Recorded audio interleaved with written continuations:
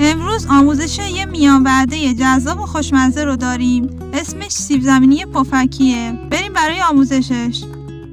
سیب زمینی ها رو چند برش میزنیم و آبپز میکنیم. سیب زمینی ها که کامل پختن از آب درشون میاریم و با نمک و ادویه ها کمی شیر و کره مخلوط میکنیم تا به شکل پوره در بیاد. حالا سیر رنده شده، پنیر پیتزا، جعفری خرد شده و آرد ذرت رو اضافه میکنیم و با هم خوب ترکیب میکنیم تا موادمون خمیر شکل بشه.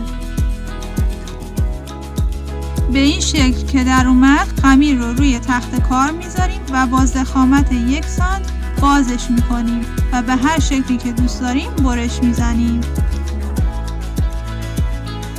ممنون میشم لایک کنید و کامنت بذارید و نظراتتون را برام بنویسید. حالا مقداری آرد سوخاری طعمدار رو توی ظرفی میریزیم. هر قسمت از خمیر رو توی آرد سوخاری میغلطونیم و به مدت نیم تا 1 ساعت داخل فریزر میذاریمشون و در آخر توی روغن داغ دو طرفشون رو سرخ میکنیم. این هم از سیب زمینی پفکیمون که میتونیم با هر سوسی که دوست دارین از خوردنش لذت ببرین. اگه دوست دارین انواع غذاها و دسرهای متفاوت و فوری و خوشمزه و انواع ترفندها رو یاد بگیری، حتما یه سر به چنلمون بزن.